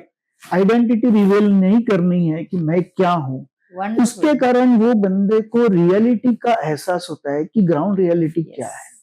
और यही मैंने की कि नॉर्मली क्या होता है कि अपन जब अपना बिजनेस स्टार्ट करते हैं तो मैक्सिमम जो बिजनेस एंटरप्रेन्योर्स होते हैं without any project report business launch करते हैं। अगर आपका बिजनेस प्लान प्लेस पे है कि मेरा अर्निंग का प्रोजेक्शन क्या है, मेरा एक्सपेंसेस उसके उसके प्रोपोर्शन में है क्या। नॉर्मली देखा गया है कि एक्सपेंसेस बढ़ते जाते हैं, उसके सिर्फ अंदर कंपैरिजन में बिजनेस आता नहीं है। If you can control both the things, कि बिजनेस पे ध्यान रखे, at the same time expenses अगर कंट्रोल में रखे, तो आपके ये 990 डेज 99 डेज का जो फॉर्मूला है ये डेफिनेटली सक्सेसफुल होगा। Wonderful, wonderful. दिस इज ये बहुत बड़ा इम्पैक्टफुल लर्निंग होगा। जैसे हम कहते हैं ना कि हम हर फाउंडर के साथ में जब हम ये पॉडकास्ट करते हैं, the reason behind opening up the entire thought process की फाउंडर्स की जर्नी क्या है, क्योंकि हर फाउंडर, जैसे आपने स्टार्ट में कहा था, उनकी एक अलग जर्नी है, वो एक अलग लर्निंग लेके आता है, वो जीरो से स्टार्ट करता है, और उसको एक अचीव करने में उसने जो हर्डल फेस किए हैं, I am sure that is commendable. और उससे जो इंसान सीख के आगे बढ़ सकता है, क्योंकि ये ग्राउंड रियलिटी वाली लर्निंग है, you will never get this in anywhere, कहीं पर नहीं। वो ये इंसान दे सकता है जो उसको सीख के आगे निकला हो या गो थ्रू किया हो। इससे ना मेरा एक सवाल है आपको सर, कि जब आपने जॉब किया था, वो एक अलग सेगमेंट था, क्योंकि जॉब में तो आपको पता होता है कि आपको फिक्स सैलरी मिलने वाली है, तो उसमें आपको ये नहीं होता। हाँ, ऑफ कोर्स ये माइंडसेट होता है कि जॉब में आपको सैलरी है तो पहली सैलरी की खुशी होती है, but I want to understand behind कि आपके बिजनेस में जब आपने आपका फर्स्ट ऑर्डर पिकअप किया होगा, जैसे आपने 48 की एज में स्टार्ट किया, बट उसके बाद आपको जब एक फर्स्ट ऑर्डर कंफर्म हुआ या फर्स्ट इंश्योरेंस आपने सेल किया, व्हाट वाज दैट मोमेंट? अगर वो शेयर करेंगे तो ऑफ कोर्स वो आपके लिए बहुत प्राइसलेस मोमेंट होगा। राइट। वो जो पहला डील क्रैक करने का ये एक फीलिंग ही अलग होता है, डिफरेंट होता है। और जब आप बिजनेस कर रहे हो, वो बिजनेस का पहला डील ये कभी भी याद रहता है। तो मैंने जैसे बोला कि जब बिजनेस स्टार्ट किया तो पहले 10 दिन में सिर्फ वो लोगों को बता रहा था कि मैंने ये बिजनेस स्टार्ट किया है, तो पीपल वर क्यूरियस कि ये क्या कर रहा है करके। तो उसमें से एक मेरे फ्रेंड ने मुझे अप्रोच किया था कि यशवंत मुझे बता कि तू क्या कर रहा है और how it can help me. तो वो जब आया तो उसका देखा मैंने कि इंश्योरेंस काफी मिससोल्ड हुआ था उसको, एंड उसका इन्वेस्टमेंट पर्सपेक्टिव कुछ भी नहीं था। यानी वो एक अच्छे कंपनी में सीनियर लेवल पे था। तो उसका जब रिव्यू करने के बाद में मैंने फिर उसको गाइड किया कि इंश्योरेंस जो है वो इंश्योरेंस के तौर पे लेना चाहिए, और उसे एक टर्म प्लान मैंने सजेस्ट किया था। और जो इन्वेस्टमेंट के लिए उसे म्यूचुअल फंड का सहारा लेने को बोला था। उसके वाइफ हाउसवाइफ थी, लड़का जो था वो 7th स्टैंडर्ड में ही था तब। तो उसने वो कहना माना और उसने वो टर्म प्लान लिया था। 5 years डाउन द लाइन वो जो पहला मेरा क्लाइंट था उसकी अनफॉर्चुनेट सर्कमस्टांसेस में कार्डियक अरेस्ट से डेथ हुई। अगर वो क्लाइंट से इंटरेक्ट नहीं करता था तो उसका जो existing so called investment plan या इंश्योरेंस प्लान लिए थे उसके कारण उसके फैमिली को फाइनेंशियल इश्यूज हो सकते थे। बट जो मैंने चेंजेस रिकमेंड किए थे, जो टर्म प्लान उसे सजेस्ट किया था, वो इमोशनल लॉस तो उसकी फैमिली को हुआ, बट फाइनेंशियली उसकी फैमिली पूरी सेफगार्ड हुई थी। यानी in a span of 96 hours after submitting the death certificate, life insurance company ने वो जो 1 करोड़ का बीमा लिया था वो उसके फैमिली को, नॉमिनी को, जो वाइफ ही थी, उसे दिया गया था। तो उसके बच्चे का जो 10th में था वो सिक्योर्ड हो गया। उसकी वाइफ जो थी, हाउस वाइफ थी, उसका एक फाइनेंशियल बैकिंग मिल गया, स्टेबिलिटी मिल गई। तो ये कोइंसिडेंटली फर्स्ट क्लाइंट हुआ था, तो उसके कारण वो याद है और वो दोस्त भी था। बट ऐसे काफी सारे थे। यानी 20 दिन पहले एक क्लाइंट ने मुझे मेल डाला, बाद में फोन किया फैमिली के साथ में कि उसकी फैमिली को डॉटर के लिए जो शादी का अरेंजमेंट करना था, फाइनेंशियल जो अरेंजमेंट करनी थी, वो एक 10 साल पहले मैंने उसे रिकमेंड की थी। जब इस बिजनेस ये शुरुआती की क्लाइंट बेस थे। अच्छा। तो उसे 15 साल के बाद में था, बट वो जो गोल था वो 10 साल में उसका अचीव हो गया था। तो उसने सामने से फोन किया कि यशवंत सर, आपके सजेशन के कारण मैं फाइनेंशियल स्टेबिलिटी आ गई है, मैं मेरे फैमिली जो डॉटर का जो मैरिज के लिए जो मैं प्लान किया था वो इजीली अभी अकम्प्लिश हो सकता है। तो ऐसे सारे काफी है। क्लाइंट को बिहेवियर पैटर्न पे कंट्रोल रखना, ये लाइन की इंपॉर्टेंट चीज है। ऐसे काफी सारे क्लाइंट्स आते हैं जो स्पोरेडिक मोमेंट पे डिसीजन लेते हैं। True. और ये मोस्टली नॉर्थ इंडियंस के बारे में देखा जाता है, नथिंग पर्सनल, बट एक True. स्टेटस सिंबल वहां पे बहुत ज्यादा है। I know. मेरे बाजू वाले के घर में अगर मर्सिडीज कार है तो मेरे घर में आनी ही चाहिए। तो ऐसे भी क्लाइंट है आते हैं, Yes. तो उनको समझाना पड़ता है। बट ये फर्स्ट क्लाइंट जो था, वट एवर केस में भी आउटकम अनफॉर्चुनेट था, he is no more there now, but उसकी फैमिली अभी भी याद रखती है, उनका पूरा फोलियो मैं ही हैंडल करता हूँ। Okay. तो वो मुझे हरदम याद रहेगा, पहला। That's an emotional touch for you. Absolutely. मुझे तो बहुत मजा आ रहा है और बहुत सारी लर्निंग हो रही है यशवंत सर आपके साथ में। This is getting more interesting. इसी के साथ में आपके बारे में एक स्पेशलिटी है जो मैंने सुनी है। आप अक्सर अपने आप को वेल्थ मैनेजर नहीं बट वेल्थ मेंटर बुलाते हैं। तो ये इसके बीच का जो डिफरेंस है, क्या वो थोड़ा समझाएंगे? सी, भारत एक अपनी यूनिक कंट्री है। Okay. यहाँ बेचने वालों की कमी कुछ नहीं है, बट फाइनेंस सेक्टर में बेचना ये चीज काफी हद तक सही इफेक्ट नहीं देती है। True. क्योंकि क्लाइंट के नीड समझने के बजाय आपको क्या बेचना है ये ध्यान में रखते हुए, तो वो जो आप दे रहे हो वो क्लाइंट को फायदेमंद है या नहीं है, वो बिना समझे बिना सोचे जब आप देते हो तो that is called as selling only. तो शुरुआत से मैं जब श्रीराम लाइफ इंश्योरेंस में काम कर रहा था तब मैंने देखा था कि मिस सेलिंग किस टाइप का होता है। काफी सारे लोग थे, तो डे वन से मैंने अपने आप को उस कैटेगरी से बाहर रखा था कि I won't be A product seller, I will be a solution provider. तो इसलिए मैं अपने आप को वेल्थ मेंटोर कहता हूँ कि मैं फाइनेंशियल सोल्यूशन प्रोवाइड करता हूँ और उनके लाइफ जर्नी में उनको हैंड होल्डिंग करता हूँ। प्रोडक्ट सेलिंग का क्या होता है कि मैं प्रोडक्ट बेच के मेरा उनसे साथ में रिलेशन फिनिश हो जाता है, बट लेकिन जब मैं उनको हैंड होल्डिंग करता हूँ तो वेल्थ मेंटरिंग सही मायने में मैं कर सकता हूँ। इसमें काफी सारी चीजें हैं, जैसे वेल्थ मेंटरिंग जो होता है, सिर्फ फर्स्ट ऑफ ऑल भारत में फाइनेंशियल अवेयरनेस बिल्कुल ही नहीं है। तो लोगों को प्रोडक्ट जो बेचा जाता है उसके बजाय अगर वेल्थ मेंटोर अगर आते हैं, उनके साथ में हैंड होल्डिंग करते हैं, तो लोगों को काफी उसका फायदा हो सकता है।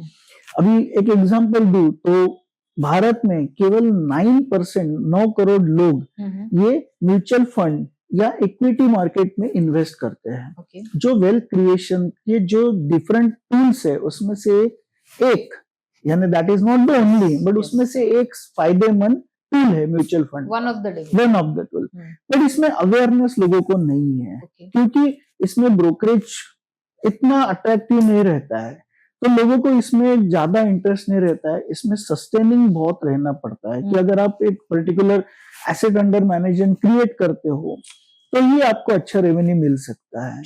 तो ये सब मेंटालिटी लेके मैं इसमें ये फील्ड में आया था कि मुझे प्रोडक्ट सेलर बनना नहीं है। अगर प्रोडक्ट सेलर बनता था तो चमचमाती गाड़ी में मेरे घर के सामने रख सकता था। वैसे गाड़ी चलाने का और इसका शौक था ही नहीं मुझे। जब वो एज में था तो काफी एंजॉय किया था, बट शुरुआत से ही मैंने सॉल्यूशन प्रोवाइडर के तौर पे अपने आप को रोल डिफाइन किया था कि एक वेल्थ मेंटोर के तौर पे मैं मेरे डिफरेंट जो मेरे इन्वेस्टर है उनके साथ में मैं हैंड होल्डिंग करूंगा। और शुरुआत से ही मैंने, ये मेरा फर्स्ट प्रिंसिपल था। दूसरा प्रिंसिपल ये है कि एक नॉर्मली एक मेल च्युअनिज्म अपने भारत में बहुत है। ये थोड़ा मेरे जो मेल क्लाइंट है उन्हें नहीं अच्छा लगेगा, बट फीमेल्स को फाइनेंशियल डिसीजन में इन्वॉल्व नहीं किया जाता है, क्योंकि एक सोच है कि इनको समझ में नहीं आता। ये बहुत गलत चीज है। तो मैं जब भी मेरा क्लाइंट मीटिंग के लिए आता है, I make it a mandatory point कि उनकी स्पाउस डिस्कशन में शामिल हो, क्योंकि एक सिक्स सेंस रहता है।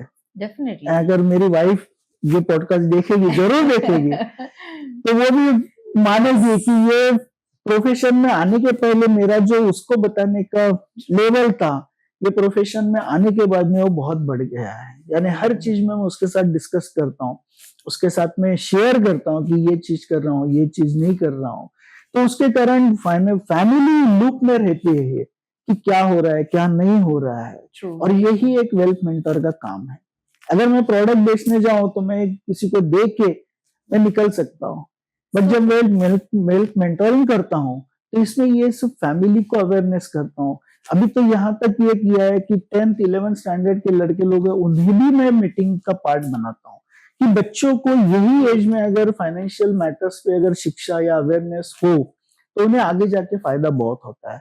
काफी सारे कॉलेजेस में मैंने 12th हो या फर्स्ट ईयर के स्टूडेंट्स हो, इनको फाइनेंशियल अवेयरनेस के बारे में बहुत सारी जानकारी देता हूँ और देते रहूंगा, क्योंकि इन भारत जैसे बोला कि एक यूनिक कंट्री है, जितना डेवलपमेंट होता है ना उतने ही फ्रॉड्स की संख्या भी बढ़ती है। राइट। अभी डिजिटल फ्रॉड बहुत लेफ्ट राइट सेंटर हो रहे हैं, बहुत ज्यादा। गूगल पे या यूपीआई के थ्रू पे करना बहुत आसान चीज है, बट उसके थ्रू कितना फ्रॉड्स हो रही है कोई ध्यान नहीं दे रहा है। Exactly. तो इस पॉइंट पे मैं वो 10वीं 12वीं के स्टूडेंट्स को जो है प्रॉपर गाइड करता हूँ कि अपने पेरेंट्स को सिखाओ आप कि कोई लिंक आती है तो पेमेंट ना करे। और ये सब ये वेल्थ मेंटर का काम है कि उसे बिजनेस तो होता ही रहेगा, उससे रेवेन्यू भी मिलता रहेगा, बट जो फाइनेंशियल अवेयरनेस क्रिएट करने का काम है वो अगर कहीं रुक जाता है या अगर वो चलते नहीं रहेगा तो ये सेलिंग मेंटेलिटी कंटिन्यू रहेगी। आपने ये बहुत एप्ट और बहुत परफेक्ट पॉइंट कहा है इसमें कि जहाँ पे एक फैमिली का इन्वॉल्वमेंट, क्योंकि अर्धांगिनी जो कहते हैं, और अगर आप हिंदू शास्त्र के हिसाब से अगर देखा जाए तो जब 7 फेरे लेते हैं तो उस 7 फेरों में एक जो कहते हैं ना जो वचन रहता है वो ये भी रहता है कि एज अ हस्बैंड मैं जो कुछ भी इन्वेस्ट करूंगा या जो कुछ भी मैं मेरे प्रॉपर्टी में या इन्वेस्टमेंट में या जो भी पार्ट होगा आई विल मेक श्योर कि मैं ये आपको बता के करूंगा या उसका पार्ट आपको बनाऊंगा। तो ये कहीं ना कहीं हमारे कल्चर में ये फॉलो नहीं हो रहा है, मतलब शादी तक तो रह जाता है, 7 फेरों तक रह जाता है, बट उसके आगे नहीं लिया जाता है। तो I think you are shaping the not only the future of this thing कि आप उनको एजुकेट कर रहे हैं, आप उनको मेंटोरिंग कर रहे हैं, बट आप अपने कल्चर को भी वहां रिप्रेजेंट करवा रहे हैं ताकि एक बहुत बड़ा जो फैक्ट है लोगों को वो दिखे। अब और आई एम श्योर दैट जो लोग ये पॉडकास्ट सुनेंगे या सुन रहे हैं उनके लिए ये एक आई ओपनर रहेगा कि हाँ ये सिर्फ एक आपकी जर्नी नहीं है, इसमें बहुत सारे लर्निंग्स छुपे हैं कि आप एज अ वेल्थ मेंटोर, इसकी सही परिभाषा आपने आज बताई है and which is very very important. अब इससे ही मुझे एक चीज पूछना है आपको, जब आप अपने आप को वेल्थ मेंटोर कह रहे हैं या जब आप उनको एक एजुकेट कर रहे हैं तो क्या आपके लाइफ में या आपके 10 साल के करियर में, बिजनेस करियर में, कि ऐसा कोई मोड आया है जहां पे आपने उनको एजुकेट तो कर दिया है, आपने उनको समझा दिया है सारा चीज, बट शायद उन्होंने उस चीज को लिया नहीं है या फिर बिजनेस नहीं हो पाया है, it just was an education for them, क्या ऐसा भी कभी एक मोड आया है? काफी सारे इंस्टेंसेस हुए हैं ऐसे। इसमें से एक क्लासिक एग्जांपल मैं बताता हूँ कि 2020 में जब कोविड की महामारी आई थी तो मेरे एग्जिस्टिंग इन्वेस्टर जिनकी अच्छी खासी वैल्यूएशन और उनके फाइनेंशियल गोल से मैंने वो लेवल तक पहुंचा दिया था, जब मार्केट इफ यू रिमेम्बर मार्च से लेके अप्रैल, मिड अप्रैल तक ये अराउंड 25 डेज में मार्केट क्रैश हुआ था 45% से। तो उन्होंने कहा कि महामारी से पूरी दुनिया बुडने वाली है, इंडिया तो नंबर 1 कंट्री जो डूबने के मामले में नंबर रहेगा। सी कुछ क्लाइंट ऐसे होते कि जिनके साथ बहस ना ही करो या आर्गुमेंट ना करो या एक्सप्लेन ओवर द लाइन ना करो तो ही अच्छा है। मैंने बोला ठीक है, आप लॉस में निकाल रहे हो क्योंकि 45% मार्केट ऑलरेडी रिकवर गिर चुका है तो आप लॉस में निकाल रहे हो, मेरा सुझाव रहेगा मत निकालो। But he was so adamant and probably वो कन्विक्शन उसकी हो सकती है कि भारत में एक आर्थिक मंदी आने वाली है और भारत डूबने वाला है। तो उससे उसका पैसा मैंने निकाल के दिया। और 6 महीने के बाद ही मार्केट ने टर्न अराउंड लिया। तो वो बंदा फिर से आया कि सर मुझे आपके साथ ही मुझे इन्वेस्ट करना है।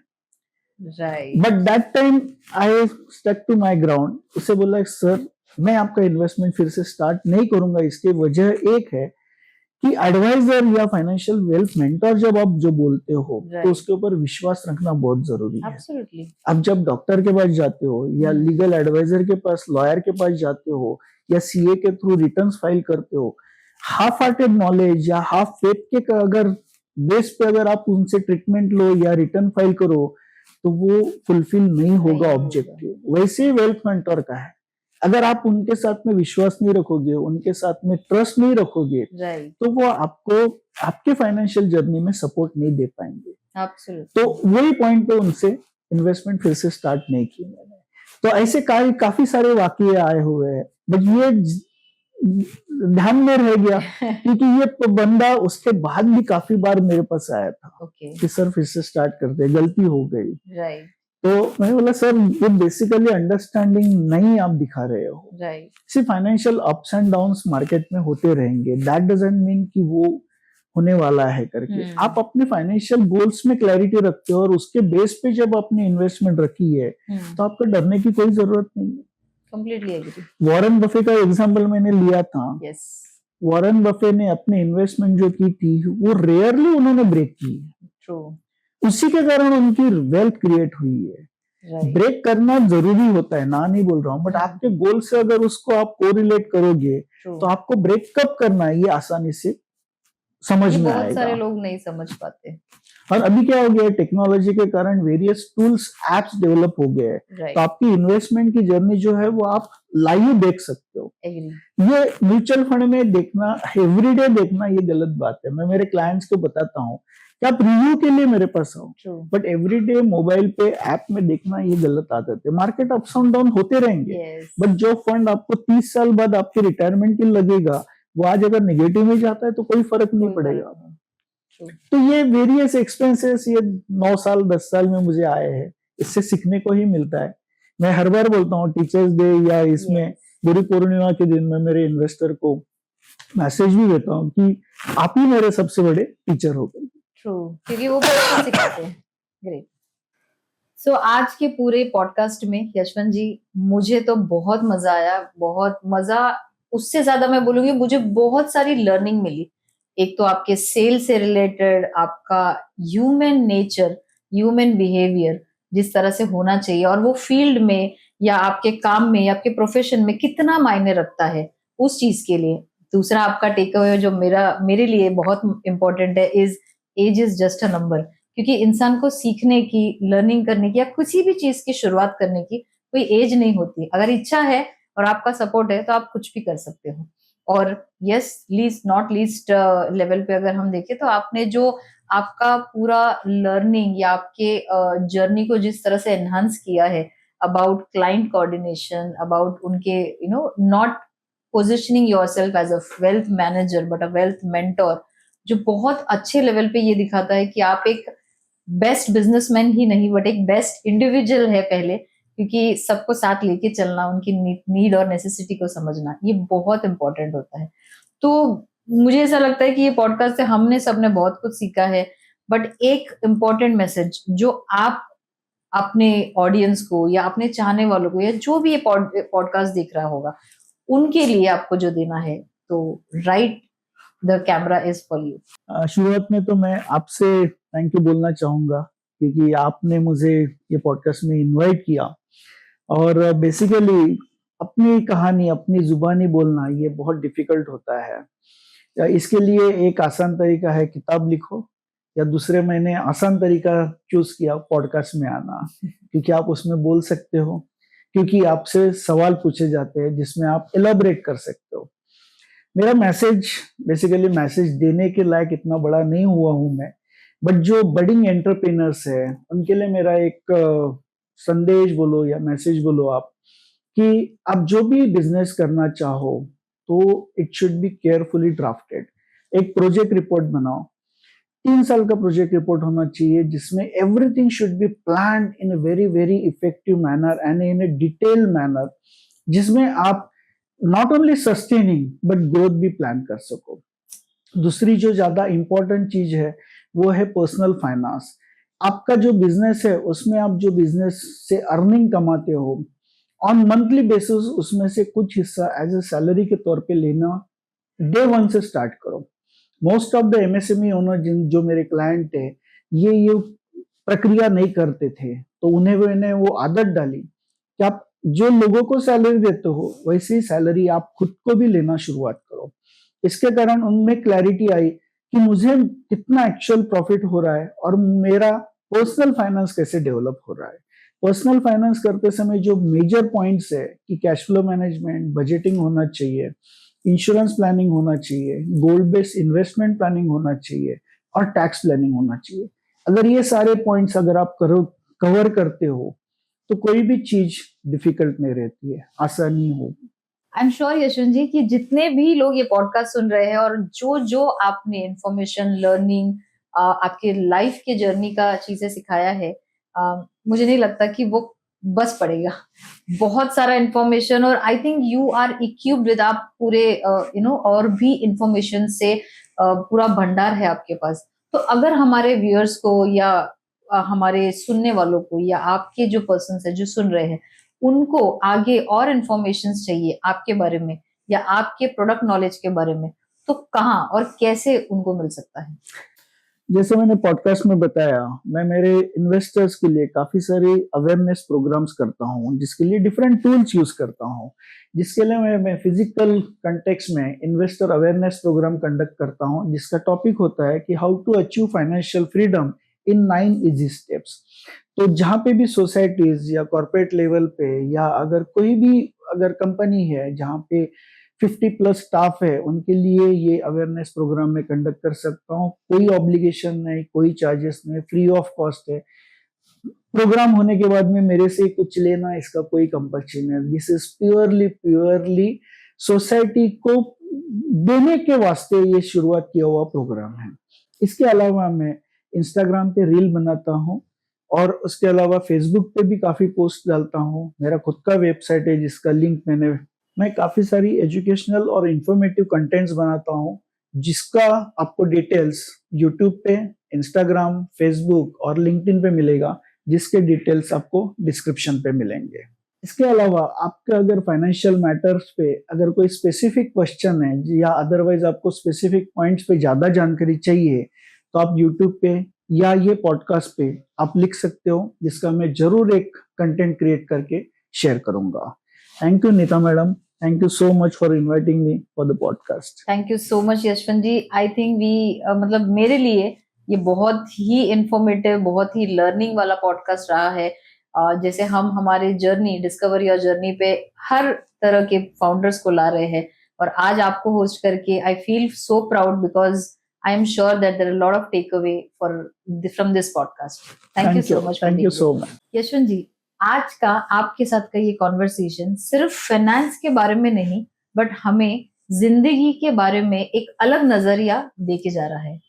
कभी कभी हमें अपने पुराने ख्यालों से बहुत सारे सवाल उठाने पड़ते हैं सर, और कभी ये दिखाना पड़ता है कि हमें अपने आप पे भरोसा करना पड़ेगा और आगे चलना है।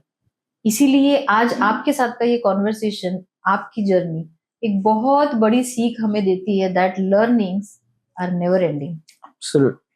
अगर आज का एपिसोड आपको थोड़ा सा भी रुक कर ये सोचने पे मजबूर कर रहा है, तो शायद हमारा ये कॉन्वर्सेशन सक्सेसफुल रहा।